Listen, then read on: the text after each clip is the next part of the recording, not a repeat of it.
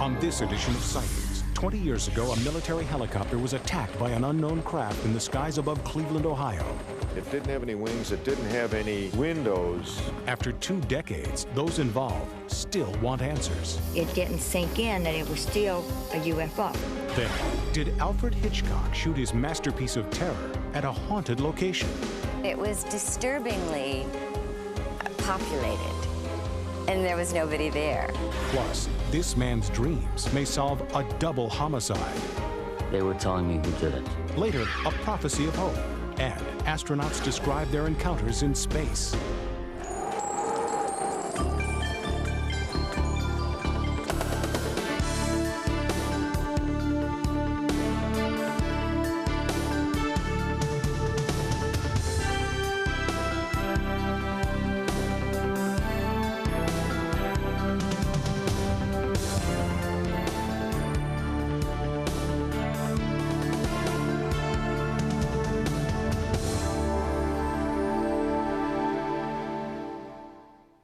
Welcome to Sightings. I'm Tim White.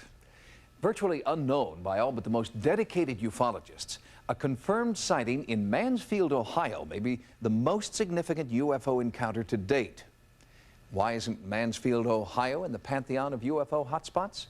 Because the key witnesses wouldn't, or were instructed not to, talk publicly. Until now. It was October 1973. A Cleveland, Ohio police detective asked his partner to meet him in an interrogation room. The cop wanted to make a report about the strangest thing that had ever happened to him, and he wanted it on tape. Today is October the 19th, 1973, and the time is approximately 2 p.m. I have with me in my office at the present time Detective John Healy. Healy's going to describe in his own way of an incident that had occurred last night. Okay, we left Port Columbus Airport at about 10:30 last night. And about 11 o'clock, which is halfway... The tape you are listening to is an important historical document. It is a permanent record of a UFO encounter that occurred on the night of October 18th, 1973, as witnessed by Detective John Healy. It had a steady red light on its nose. It was cigar-shaped, and it had a green light shining down out of the aft end. When Detective Healy wasn't on the beat, he was an Army Reserve medic. On the night in question, Healy and 3 other reservists were returning to Cleveland via helicopter from their annual Army physical. Over the town of Mansfield, Ohio, all 4 men made contact with a UFO. Detective Healy now speaks publicly about the incident for the first time in 20 years. We were almost involved in a mid-air collision with an object that was coming out of the east, heading west toward us. I noticed a red light on our port side going south. It was a big red light, but I didn't think anything of it. I thought it would be the port wing of another aircraft. We saw it kept coming at us, and it was a clear night, unlimited visibility. It didn't have any wings. It didn't have any windows, as you would see on a conventional aircraft. Healy was not the only witness. All 4 crew members saw the UFO, and the 2 pilots filed official military reports detailing their versions of the near-deadly UFO encounter. But Healy is the only one who, 2 decades later, is willing to speak out. He described for Sightings what all 4 crew members attested to when they signed this affidavit. This was an object that moved at a very fast rate of speed. It saw us probably before we saw it. It just tracked us because we had all our navigation lights on and running and blinking. And then it started back toward us again. Maybe it had never seen a helicopter at night. The UFO appeared to be threatening the helicopter, maneuvering toward it on a collision course. The pilot was flying in the right seat. He had to take the controls, and he put the helicopter into a dive. After narrowly avoiding a mid-air crash, the pilot took evasive action, diving at a rate of 2,000 feet per minute. At 1,700 feet, the helicopter was suddenly paralyzed, even though the controls were still in a dive configuration. The UFO cast an ominous greenish light over the helicopter. This was just a humongous green light just shining down on us in a very definite cone shape. You could look at the light and you could actually see the beam of the light. The pilot tried to dive, but instead started to rise. It seemed that the UFO was pulling the helicopter toward it, overriding the aircraft's controls. In regards to our aircraft climbing, while it was in a dive configuration, I didn't feel us being pulled up as in an elevator or a roller coaster. You don't feel the G-force of a dive or a climb. I didn't feel that. It scanned us for that instant that it hesitated over us. It scanned us. Then it took off. After the object went off to the west, the helicopter pilot noted that although he had been in a descent and his controls were in the configuration for a descent, the helicopter had actually risen to 3,800 feet. Jenny Zeidman was part of a research team from CUFOS, the Center for UFO Studies, that investigated the Mansfield encounter for more than 3 years. The interviews, military reports, and diagrams compiled by CUFOS make Mansfield one of the most well-documented UFO encounters ever. My analysis of this case showed that the object was under continual observation for 5 minutes, perhaps even more. Despite the impeccable credentials of the 4 military men, the Center for UFO Studies searched for ground eyewitnesses that could corroborate the sighting, and they found them. The DeLong family was driving on the outskirts of Mansfield when they saw a helicopter hovering in the wake of a UFO. The kids kept hollering. They wanted to stop. They wanted to stop. She finally stopped the car, and I jumped out. I remember the whole top of the sky was lit up a dull fluorescent green. I looked out, and the helicopter was just sitting there in midair with this object over it. And to be honest, it scared me. I was scared at that time. But it didn't sink in that it was still really something, a UFO. The DeLongs were interviewed 3 years after the fact by Warren Nicholson, director of the Civil Commission on Aerial Phenomena. He grilled the family about what they had seen.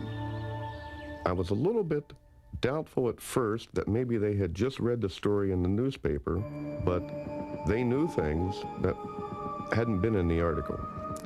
From the multiple interviews we had with them, you could tell that they were scared. This brought together 2 groups of witnesses. It established the exact location of the event. We were able to compute the flight path of the helicopter. Legendary UFO researcher Dr. J. Allen Hynek compiled sketches of the event drawn by the flight crew and conducted in-depth interviews about every aspect of the encounter. At the same time, the military was conducting their own investigation. They ruled the incident a near miss with an unidentified craft. Their findings were inconclusive in large part because the radio transmissions between the helicopter and the tower had mysteriously disappeared. Was the tape erased to cover up the encounter?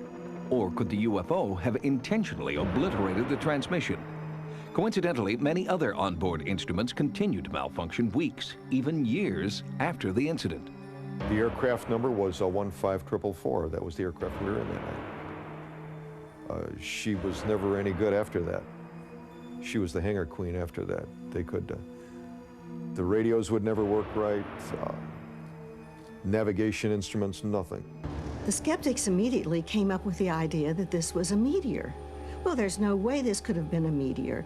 It lasted for 5 minutes. No meteor takes 5 minutes to cross the sky from horizon to horizon. As far as I'm concerned, the case will not be concluded until we have identified this object. But after 21 years, the trail is growing cold. The Mansfield UFO will never be investigated by our military the way Detective Healy once took for granted that it would be. Quite something. Anything further comes along, I'd just be interested in knowing. Oh, no problem. We've got a reserve meeting the 3rd of November, and if nothing else, I'll find out how far the report's gone from there. Okay. Thanks ever so much. When Sightings continues, did Alfred Hitchcock know this movie location was haunted? He would always choose places that would have a mystique about them.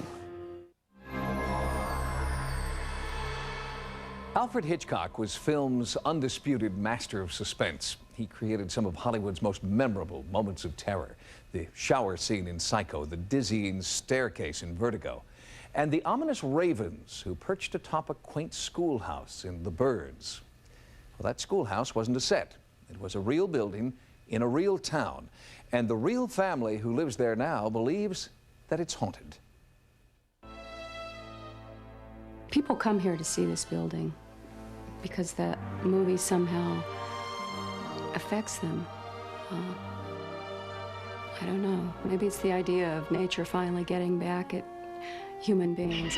It was sheer terror, created by the sheer genius of Alfred Hitchcock. He took a real schoolhouse in Bodega, California, and transformed it into a nightmare. But according to The Birds' leading lady, Tippi Hedren, Hitchcock chose the old schoolhouse for a reason.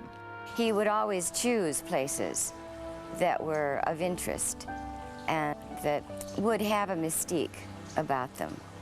I mean, you looked at it up on that hill, and it was really quite almost a bit foreboding, but it was disturbingly populated, and there was nobody there. Today, the movie crew and their make-believe world are long gone. But some people believe that the inexplicable force that once drew Hitchcock here is still at work and stronger than ever. Oh, there are bumps on the wall, voices in the hallway, sounds on the stairs. Sometimes I hear a woman singing, or maybe it's a little girl, I don't know. The sounds of childhood have been heard in the schoolhouse since it was built in 1873, and not much in Bodega has changed since then. First thing we did, we'd get in lines out in front of the school and pledge allegiance to the flag. It was called the Potter School, and for 85 years it educated the town's children, and the upstairs meeting room also served as the community's social center. They used to hold plays upstairs, and they'd have dances and things like that, and then kind of dwindled down. But in 1962, the county declared the Potter School unsafe and closed it down. The children were moved to a new, more modern school. But strange phenomena around the building suggest some of the students didn't want to leave their alma mater.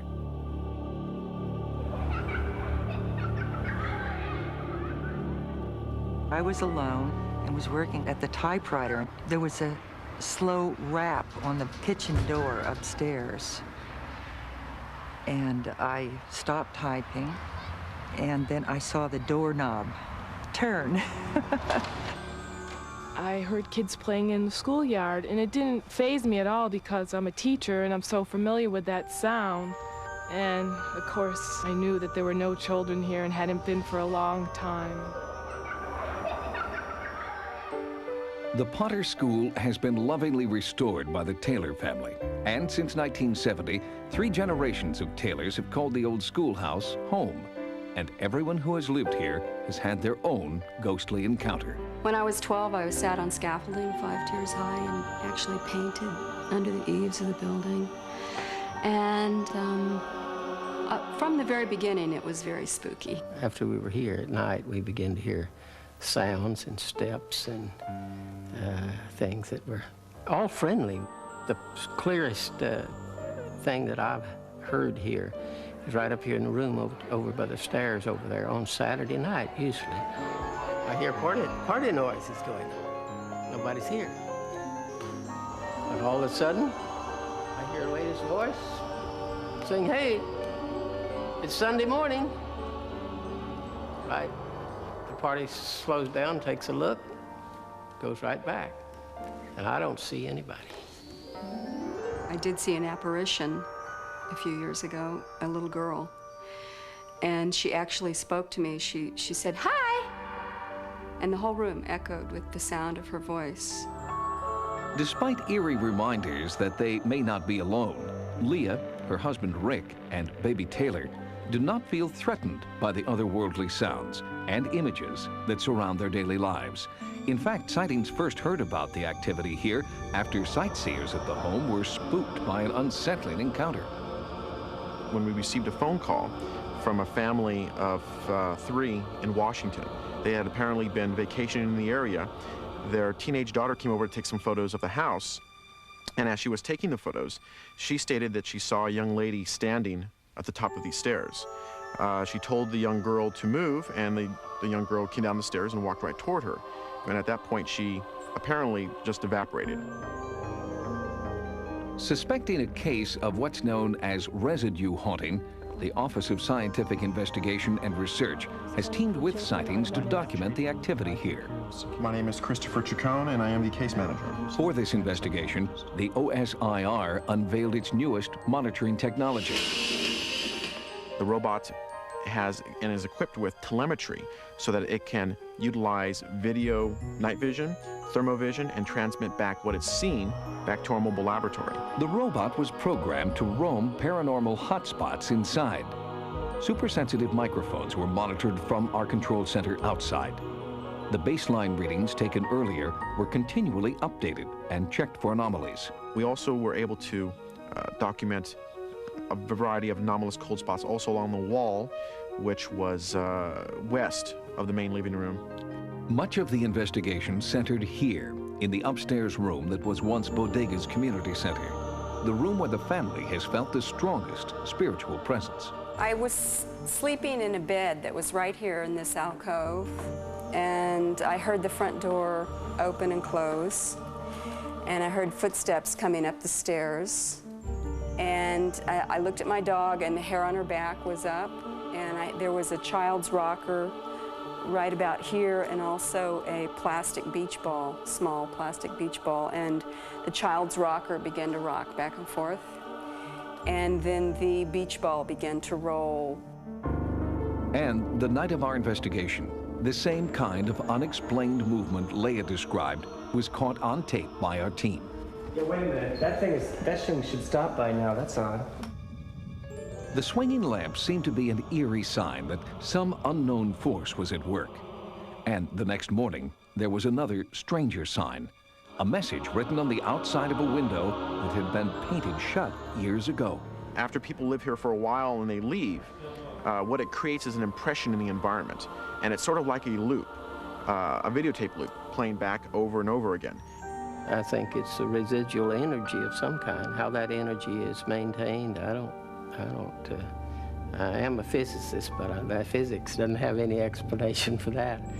In a search for that explanation, Sightings and the OSIR continue to work with people in supposedly haunted houses in an ongoing investigation of residue haunting.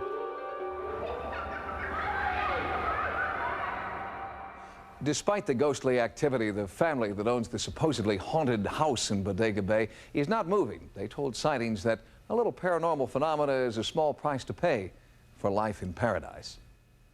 Next, they're in search of hope and enlightenment, and some believe this book has the answers. It's a book about sensing another way of life. Self-styled prophets have been predicting the end of time since the beginning of time. So far, fortunately, they've been wrong. But by some quirk of human nature, prophecies of doom and destruction continually grab the headlines, while the names of people who have correctly predicted enlightenment and innovation are lost to history. But as the year 2000 approaches, that trend may be changing. If you look at the human race as a whole and all of our accomplishments in science and technology and in the arts, you can say, what a magnificent creature human beings are, what enormous potential, and if we could fulfill our potential, what a magnificent future we might have. We are on the brink of that magnificent future, according to a centuries-old Native American prophecy, and many tribes believe that a living symbol of our golden future has been born.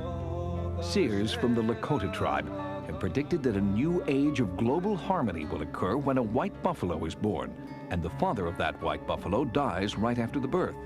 A rare event, statistically near impossible, but one that has come to pass in rural Wisconsin. If they'd have told me that a month ago, a year ago, 10 years ago, I'd laughed at them. But I guess we got chosen, I don't know why. The white calf born on the Hyder farm is, genetically speaking, 1 in a million. With the death of the calf's father, news quickly spread about the fulfillment of the ancient Indian prophecy. Now, people from all over the world are coming to see what they believe is a harbinger of world peace and enlightenment. We knew that we needed to be here, and it's not so much the significance of actually seeing the buffalo, but the significance of what it means having this birth, and it's my understanding that its races will come together and that there will be peace.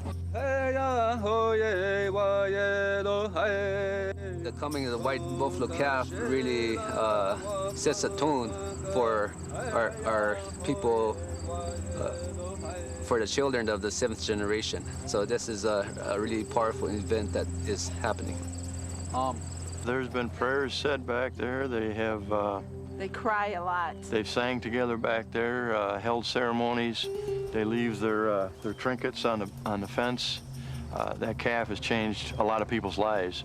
You see them walk in with disbelief on their face, and when they walk out, they got an altogether different attitude. It's almost as if they have looked upon, if you might say, a god. The same search for hope that draws thousands of people to the white buffalo has kept this book, The Celestine Prophecy, on the New York Times bestseller list for nearly a year. I met with author and reluctant prophet James Redfield at his home in Alabama. We discussed the impact his work of fiction is having on real life. The polls show that what people want is something beyond just a belief in God or the divine, a belief that their lives are more meaningful than just survival. It's easy to take a cynical view, but the cynicism just reinforces the despair. The apocalypse has been predicted at many times in history. Do you think catastrophe is inevitable? I think none of that is inevitable. I believe that what we visualize and tends to come true. I think the universe is set up for that. I think that there's a place perhaps for those people that are saying, look out, the world's going to end. But I think we can't buy into that. It's very, very important that we visualize a positive future. In his book, Redfield creates a mythical manuscript that sets forth 9 basic truths called insights. The manuscript also predicts that once human beings learn all 9 of these insights, a glorious new era will dawn. The story is based on a manuscript written BC, several hundred years BC. Does that manuscript exist? You know, the insights, as I have put them down in this book, came to me through a series of what I would call intuitions or visions. It's a novel. It's an adventure tale. It's really meant to be a parable.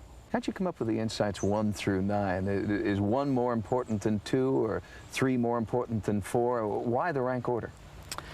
You know, I think there is a sequence to these insights. And again, you know, it's a sequence to the way we shift our attitude about life and the way we are shifting our attitude about life. They build on one another.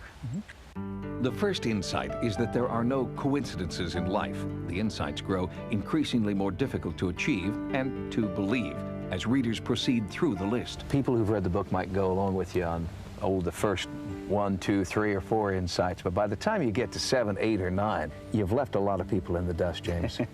When you look at modern physics and what they're spelling out is the nature of physical reality to begin with, then it doesn't seem so fantastic. The Celestine Prophecy may be a novel written by a novelist, but it has sparked a new age movement, and Redfield is now considered its prophet. Here you come at the end of the millennium saying there's reason for great hope. Why? Because I think that there's a core group, a slow, unheralded tide of people that are kind of waking up to the fact that this is a spiritual world and we're here to grow and evolve spiritually. And the difference right now is that we don't want to just talk about this, we want to really try it, we want to do it. It is important to reiterate that the Celestine Prophecy is fiction. Author James Redfield freely admits that there is no Mayan temple hiding the secrets of the universe, as far as he knows. Next, 30 years ago, 2 young girls were murdered, and this man's dreams could lead police to the killer. Maybe the spirits of the dead girls are reaching out. Then, a psychic healer works miracles. Henry Rucker healed my eyes. And encounters in space. Everyone dreams, at least every 90 minutes while you're asleep, according to recent studies. Most of these dreams are never remembered, but recurring dreams are different. Images that replay in the unconscious mind over and over demand attention. So when one Chicago man had a recurring dream about murder, he knew it was time to call the police. In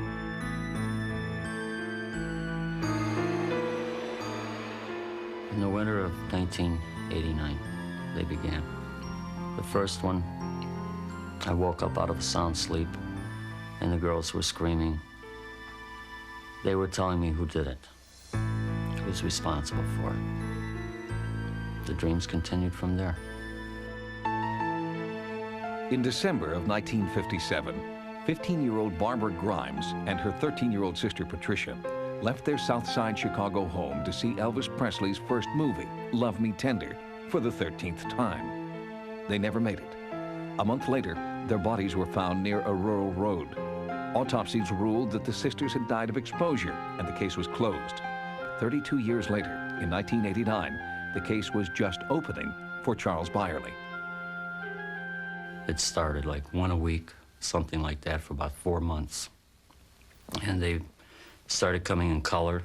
Charles was only 12 at the time of the girls' deaths and had no conscious memories of the event. I didn't know the girls. I didn't know any of the family. I never lived in their area. I didn't know anything about them. So when I found out about it, I was kind of shocked that it was true. Charles has several recurring dreams. In one, the last terrifying moments for the Grimes sisters are replayed in detail. One of the dreams that was in color, there was a green Buick, I believe 1953, something like that. And one of the girls was in the front seat with the driver. I was in the back seat. They were drinking. The girls weren't drinking. Barbara knew who the driver was.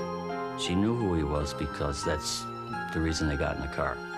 The radio was going, you know, everything was fine. Everybody was laughing, having a good time, and then all of a sudden, it wasn't a good time anymore. It became serious. They were in trouble. It got worse as it went along. Everything became like a nightmare. It really wasn't considered a dream to me anymore because it all seemed so real, like I knew them or something. I've known them all my life, and I never did. You know, that's how close I became with them in my dreams. As the dreams became more frequent, Charles Byerly became convinced that he was being given a message. He sought out veteran Chicago area police officer Jerry Schultz. I honestly believe him. I have never been one to believe a dreamer before, but I honestly believe him. You know, he had his facts, and I had my dreams, and the two just seemed to go together.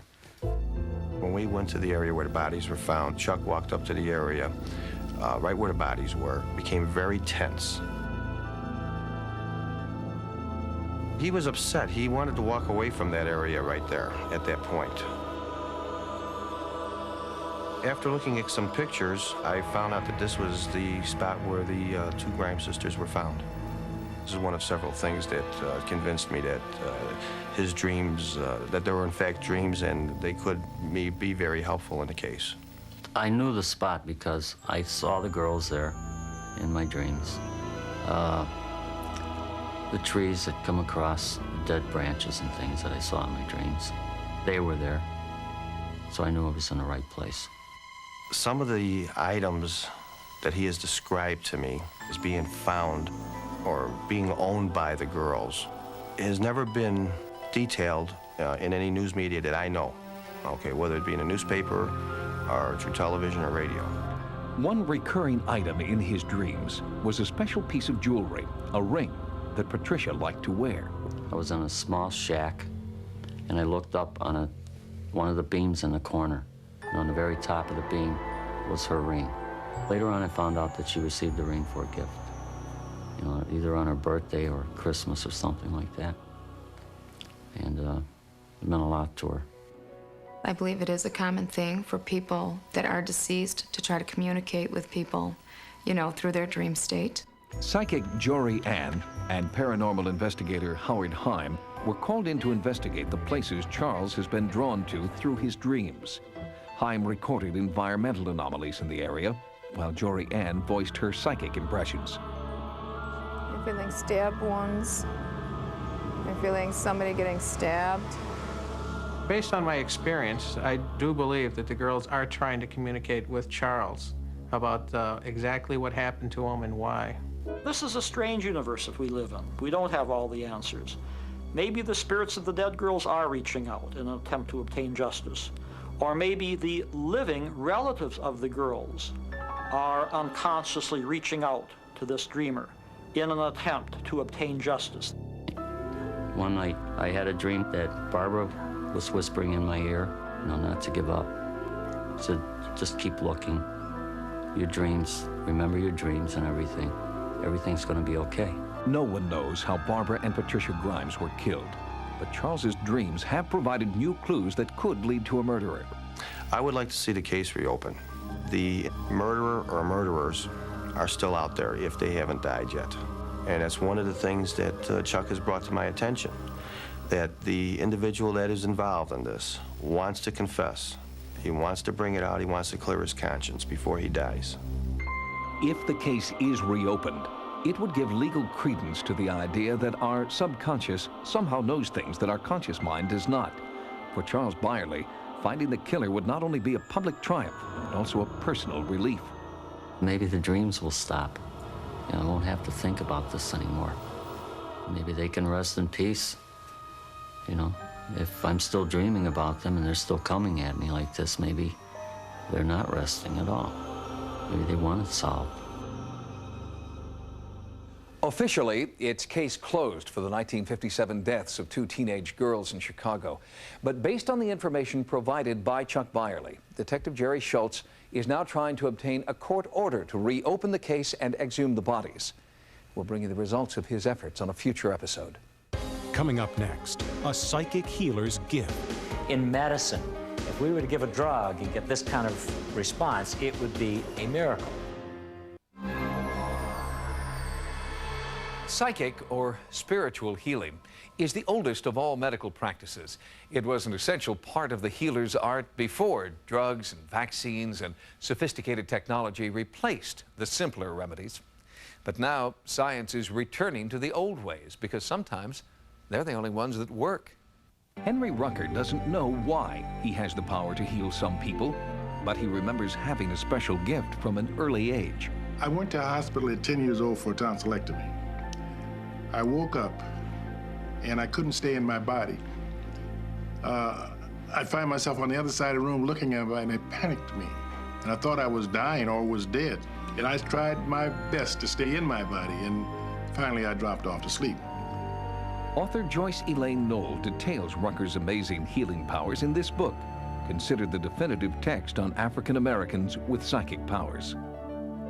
He has an ability to adjust people's energy fields or areas of blockage that a person has that is causing an illness and making them unwell.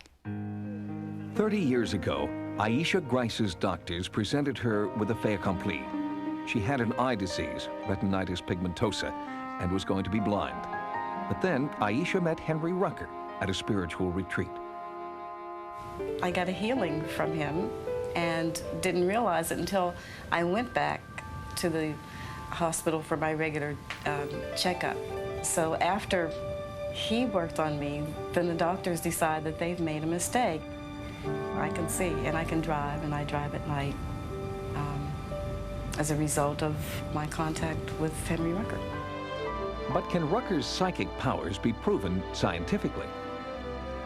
Henry, in 1 or 2 sessions with a patient, can do more than any psychiatrist or psychologist I've ever known in my life could do in weeks or months of therapy. Dr. C. Norman Shealy is a Harvard-trained neurosurgeon who has become increasingly disillusioned with conventional medicine. 85% of physicians are honest, caring individuals. Unfortunately, they have been brainwashed from the day they entered medical school. They mean well. They want to help people. They just forget that people are spiritual beings. They're not just machines. Henry Rucker has worked with Dr. Shealy and his patients on a regular basis since the two first met more than 20 years ago. December 19th, 1972. I went to Henry's office and I spent 3 hours for a 1-hour appointment. So he challenged me. He said, well, I understand that you're a psychic. Tell me about myself. Well, I told him about himself and his family. And I was impressed enough with Henry that I asked him to come up to my clinic to see how good he was at really intuitive diagnoses. And he was excellent. Rucker has reportedly healed hundreds of Dr. Sheely's patients. Sightings sent a team to the Sheely Institute in Missouri to see if we could document Rucker's healing power as he worked with 3 women suffering from chronic pain. Blood is drawn before the healing. Dr. Sheely believes that an increase in the level of a hormone called DHEA will indicate Rucker's level of success. People with deficiencies in DHEA have all the major illnesses, heart disease, diabetes, depression, you name it. If the DHEA goes up on these patients, any one of them, even 10% in such a short period of time, I will consider that a near miracle of healing, because DHEA really doesn't change significantly on a day-to-day basis. Very seldom have I worked on a person that didn't feel better in some way. I can hardly remember a time when that happened. For the most part, something happened every time I've made a healing effort. You have to keep in mind that my thing is a spiritual thing, and that I really don't have a personal control over what happens. Intuitively, I feel very strongly that these 3 people are going to be helped tremendously. Immediately after the healing sessions, blood was drawn again. After independent lab testing, Dr. Sheely shared the results with his patients. Amazingly, in each case, the level of DHEA increased substantially after Henry Rucker applied his healing technique. In medicine, if we were to give a drug and get this kind of response, it would be a miracle. I know of nothing that one could do, especially with a single shot, so to speak, in which you could raise DHEA 100% or 55%. So I think this is the most startling evidence of spiritual healing having a biochemical effect upon the body that one can imagine. I see this as a healing ministry. In my ministry, most of the people that I have sought to help have truly been helped, whether it be emotionally, whether it be a cessation of pain, and sometimes it was almost like a miracle. The DHEA tests conducted by Dr. Sheely only seem to confirm what patients have been saying about Henry Rucker for more than 25 years. Henry Rucker healed my eyes and didn't charge me a dime. I didn't get a bill in the mail. I got hugs and kisses when I told him that it worked.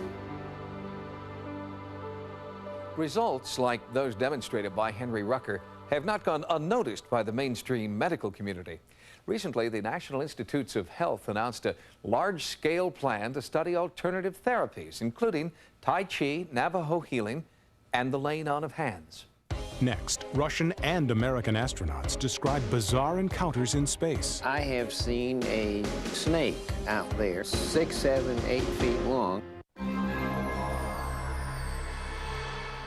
The Russian equivalent of Cape Canaveral is called Star City. Until recently, it was closed to outsiders and jealously guarded its outer space secrets. But in the wake of Glasnost, a Sightings investigative team was invited to Star City. And when we got there, the first cosmonaut we spoke with told us that he had just had an encounter with a UFO. Sightings went to investigate cosmonaut sightings of UFOs, sightings similar to those reported by American astronauts, but dismissed by American scientists. A lot of things we see on the picture from space are things we're used to seeing here in the control center down here in Houston. They're ordinary events that surround the spaceship. Pieces coming off, water dumps, pieces of ice, insulation. Just little pieces 10, maybe 20 feet away from the camera. But within the Soviet space program, cosmonauts insist that they have seen more than just floating scraps of space junk. I think that we are not alone in the universe. I believe that someone or something of extraterrestrial origin has visited Earth. In April of 1979, cosmonaut Viktor Afanasyev lifted off from Star City to dock with the Soviet Soyuz 6 space station. But while en route, something strange happened. cosmonaut Afanasyev saw an unidentified object turn toward his craft and begin tailing it through space. It followed us during half of our orbit. We observed it on the light side, and when we entered the shadow side, it disappeared completely. It was an engineering structure made from some type of metal, approximately 40 meters long with inner holes. The object was narrow here and wider here, and inside there were openings. Some places had projections like small wings. The object stayed very close to us. We photographed it, and our photos showed it to be 23 to 28 meters away. In addition to photographing the UFO, Afanasyev continually reported back to Mission Control about the craft's size, its shape, and position. When the cosmonaut returned to Earth, he was debriefed, told never to reveal what he knew, and had his cameras and film confiscated. Those photos and his voice transmissions from space have never been released. It is only now, with the collapse of the Soviet Union, that Afanasyev feels he can safely tell his story. It is still classified as a UFO because we have yet to identify the object. Spaceflight itself broadens your horizons to the point which you kind of open up to possibilities. Dr. Story Musgrave is a veteran of 5 American shuttle missions who has seen and photographed several unidentified flying objects in space. Dr. Musgrave does not believe they are craft from another planet. On 2 of my missions, and I still don't have an answer, I have seen a snake out there, 6, 7, 8 feet long. It is rubbery because it has internal waves in it, and it follows you for a rather long period of time. The more you fly in space, the more you see an incredible amount of things out there, and that sort of brings to you really a certainty that other living creatures are out there. Some incredibly primitive, more primitive, some just proteins coming together, amino acids, and some just single cellular organisms, and other civilizations have been around for a million years that are doing unimaginable kinds of things. Cosmonaut Afanasyev believes that the UFO he sighted and photographed in 1979 was evidence of just this kind of distant, superintelligent civilization. Does the United States have similar evidence that they're also hiding? No, I'm sure they would divulge it. That's what NASA's all about. It's about the search for extraterrestrial intelligence. I can see no reason that that would be classified in any way. And I wouldn't let it be. I'm an astronaut, I fly in space. I have 5 flights. The second I see some, I'm going to tell somebody. If you've had a paranormal experience, call the Sightings hotline at 1-900-933-SIGHT. That's 1-900-933-7444. Each call 65 cents a minute. Average call lasts 3 minutes. Sightings is also online. Our email address is sightings@aol.com. Until next time, remember, no mystery is closed to an open mind. For Sightings, I'm Tim White.